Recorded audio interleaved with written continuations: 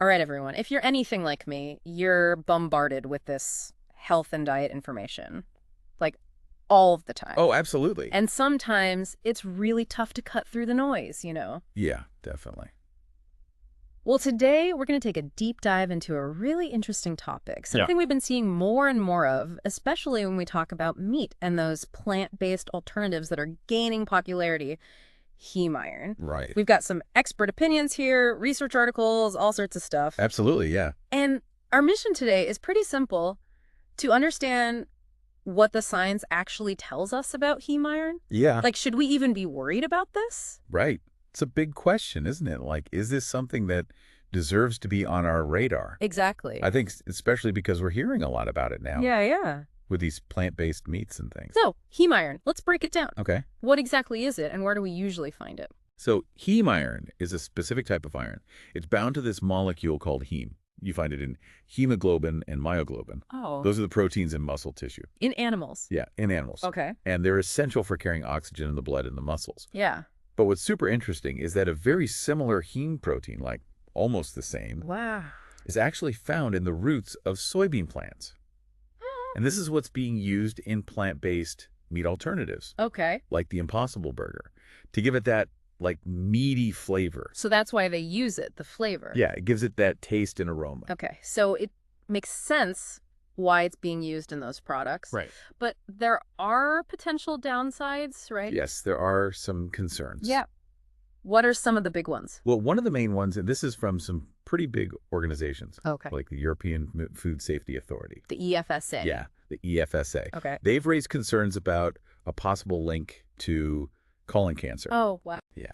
So that's definitely something that's been, like, brought to the forefront. And I mean, we already know that there are links between meat and cancer in general, right? Yeah. It's been something that's been talked about a lot. Yes, definitely. Can you give us like a breakdown of what we know about that? Sure.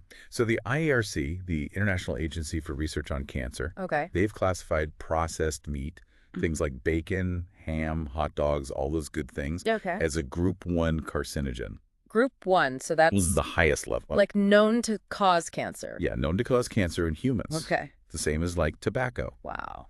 Then you have red meat, like beef and pork and lamb. Okay. That's classified as a group 2A carcinogen. Okay, so slightly lower. Yeah, it means it's probably carcinogenic to humans, Okay. similar to like DDT. Okay. So where does heme iron fit into all of this? Right. So heme iron is being investigated as one potential reason. For this link. Yeah, for this link between meat and cancer. It's not necessarily the only cause, it's more like one piece of a bigger puzzle. Okay, so what are some of the other pieces? Well, meat also contains these pro-inflammatory omega-6 fatty acids like arachidonic acid. Okay. And then there's higher levels of this amino acid called methionine, which is linked to both aging and cancer. Wow.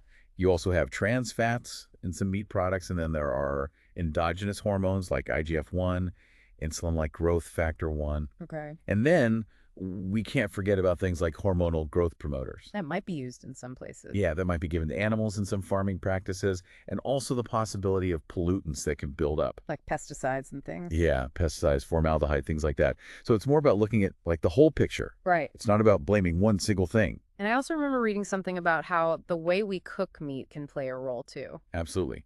So high heat cooking, like grilling, roasting, baking, broiling, those methods can create these DNA damaging compounds called heterocyclic amines, or HAAs. HEAs, okay. Yeah, and the IARC says there's strong evidence that HAAs contribute to cancer risk from red meat. Okay. And then there's also strong evidence that N-nitroso compounds, which form in our gut after we eat meat, also contribute. These are known carcinogens. Okay. So it's a pretty complex picture with lots of potential risks to consider. And amidst all of this, we're trying to understand the role of heme iron specifically. So what evidence do we have about heme iron and cancer? And does the EFSA's level of concern differ from other organizations? Yeah, so the IRC states there's strong evidence that heme iron itself contributes to the carcinogenic mechanisms of red and processed meat. Okay. But other organizations like the American Institute for Cancer Research, the AICR, Okay. and the World Cancer Research Fund, the WCRF, they have a slightly more cautious stance. Okay. They acknowledge that there is some evidence suggesting that eating heme iron might increase the risk of colorectal cancer, Okay. but they say that this evidence is limited. So there's a bit of a difference in opinion there. Yeah, and it probably comes down to how they interpret the research. Maybe ESA is looking at different studies or just being more cautious. Right, right. It's tough to say for sure. Now, a lot of the research we have comes from animal studies, right? Yeah. Like that study, dietary heme induces gut dysbiosis, aggravates colitis, and potentiates the development of adenomas in mice. Yes, that one. What did that study actually show, and what does gut dysbiosis mean? So this study found that in mice, dietary heme led to this thing called gut dysbiosis, which is basically an imbalance in the bacteria that live in the gut. Okay. This imbalance then worsened colitis, which is inflammation of the colon, Yeah. and ultimately led to the development of adenomas, which are those precancerous polyps in the mice's intestines. So basically, heme seemed to have a negative effect on gut health in these mice, potentially setting the stage for cancer. Okay, so that sounds pretty bad. Yeah, But as we mentioned earlier, there was something important about the amount of heme they used in these studies. right, the dosage. That's a crucial point. Yeah. In most of these animal studies, they used incredibly high amounts of heme. Like how high are we talking? In some cases, it would be like a human eating 40,000 pounds of meat every single day. Whoa, 40,000 pounds? Yeah. That's insane. Right. No one's doing that. Exactly. So how does that even relate to us?